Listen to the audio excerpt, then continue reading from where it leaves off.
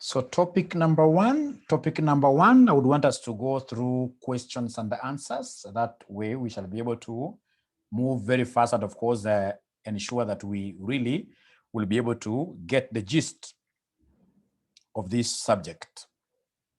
So topic number one is overview of management. Now, there are these various schools of thoughts that will tell us that management is a science, management is an art. Other questions will need us, for example, to describe why management is a science, why management is an art. The most important thing that you're supposed to know, ladies and gentlemen, especially why most managers outside here believe that really management is a science is because of number one, remember any science like chemistry, there must be a body, a systematic body of knowledge, a systematic body of knowledge that pertains to a specific field of study. The same is applicable to management. They are quite important schools of thoughts that have been documented, which are very systematic, which, for example, tell us that if you go and apply these rules in this particular firm, this is what you expect. And such rules, ladies and gentlemen, you will very easily, in this case here, move them from what here, one company to another. So the most important thing you're supposed to know why we are saying that management is a science is the existence of what? A systematic body of knowledge, like literature, which has got very specific principles, like principles of management. You must be able to plan, you must be able to organize, you must be able to control. It has got specific principles that can be applied, if applied well, successfully, between organizations like that. That is a very important thing. Ladies and gentlemen, those management principles we've spoken about, they have got the universality. They can be applied universally. You can go with your proper knowledge, management knowledge, and apply them in Kenya, apply them in America, apply them in the UK, etc. So, of course, if it's art, and art, ladies and gentlemen, has got quite really a lot of what here, non-uniform things. Even, for example, an artist who is drawing, somebody who is drawing, tell somebody to draw a car. If you tell this person to draw a car, for example, at a place, this person, of course, will draw a nice car. Tell this person, for example, to go and draw the same car at another place, then he'll not be able, ladies and gentlemen, to draw the exact identical car like he drew. But you're saying that a science, ladies and gentlemen, has the ability of being replicated exactly, universally. So we are saying it's a science because the management principles that we have, we are capable of applying them globally. Now, ladies and gentlemen, we've also said something very important which makes science to, or rather management to be a science, that I can tell you this firm has been struggling financially because of poor management. Let's have manager A going to this particular firm. Automatically we expect to see what are good things. We expect now things to look north. Ladies and gentlemen, I'm saying that basically this management thing, it's quite easy for you to predict, anything that is a highly predictable, like regression analysis. You can use it to predict like that. That has to be a science. And because of management, ladies and gentlemen, being quite a great subject, which in this case here we can use to predict situations. Say because Mr. So-and-so has been taken to that particular board, we expect things in this case here to fall in a good place. Ladies and gentlemen, any discipline that you are able to capture and predict nicely, that becomes what here? A science. It becomes a science. Ladies and gentlemen, also the other thing you're supposed to know is the concept of what here, which makes this to be really a science. The concept of cause and the effect. Cause is C-A-U-S-E. Cause and what here? Effect. Relationship between variables. quite pretty similar to the previous point that I've explained, but here, just like in regression analysis, we have a causation. We have a causation that if you put these particular managers here, we expect them to cause things to change. We expect them to make things to change for the better, for the better. So that causation, it's only in science where we expect to have what here? To have the causation. It's only in science where we expect to have causation, where we expect to have causation. So we believe that management is a science, ladies and gentlemen, because of the causal relationship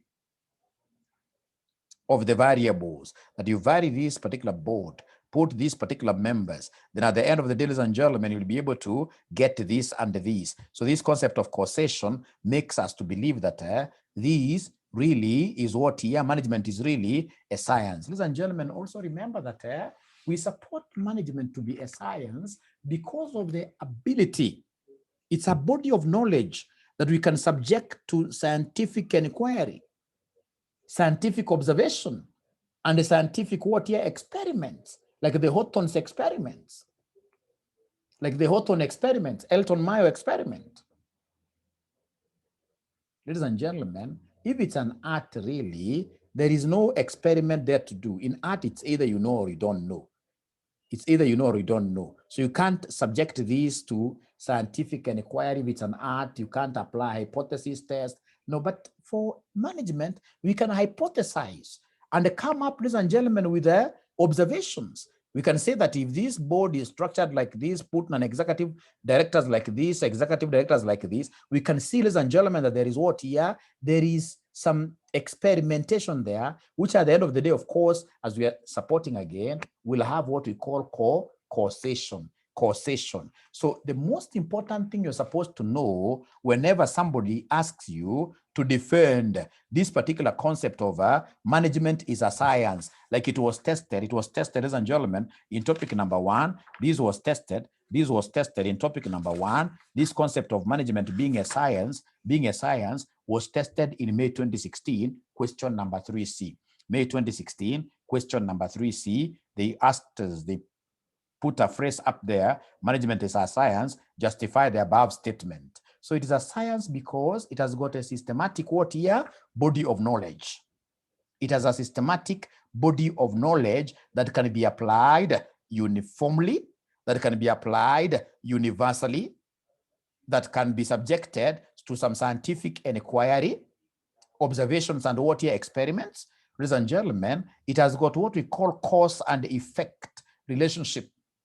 That if I apply these, I expect to increase these. Very important. And of course, the concept of what? Us being able to forecast. Us being able to forecast. Us being able to forecast. But what stands for me out there very strongly is the concept of what here? Is the concept, ladies and gentlemen, is the concept of a systematic body of knowledge being available.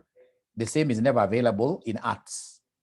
Very, very important. And the concept of us being able to forecast. You can't forecast anything that is artistic. You can only forecast something that is scientific. And then the concept of what here? A scientific what here? Inquiry. You can do a scientific inquiry over management principles, etc., etc. So that's very important. That is very important. Understanding out for me.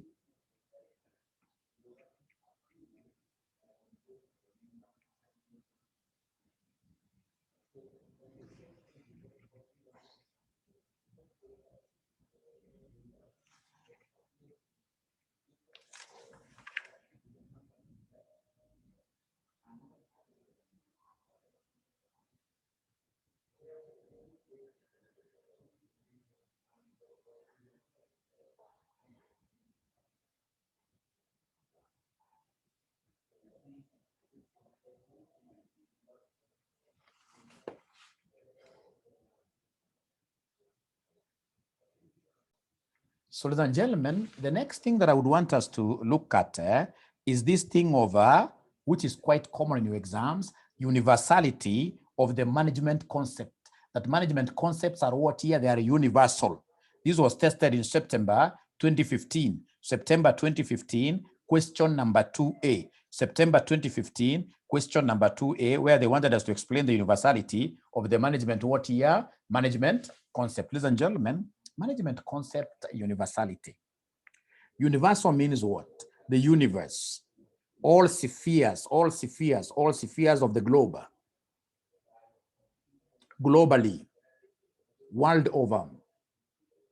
If you remember the major functions of management, ladies and gentlemen, like the things of planning, functions of planning, controlling, organizing, coordination, staffing, those are not concepts that are local. They are not functions that you can only apply in a particular company. These are functions, ladies and gentlemen, that if you happen to own them yourself as a great manager, you'll be able to export them. You'll be able to export them and use them in whichever country that you are in whichever organization that you are in, the size notwithstanding. It doesn't matter whether it's a small company, whether it's a multinational. Universality of management, ladies and gentlemen, tells us that whatever skills of management you have, you can easily use them up in whichever organization, whether small or big, in whichever country, Africa, Europe,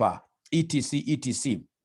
And it doesn't matter whether the business or rather whether the organization you would want to apply them is in private practice, is a public sector company, is a non-governmental organization here. Ladies and gentlemen, universality means that we can apply those particular concepts all over globally. So I hope that is clear. Thank you.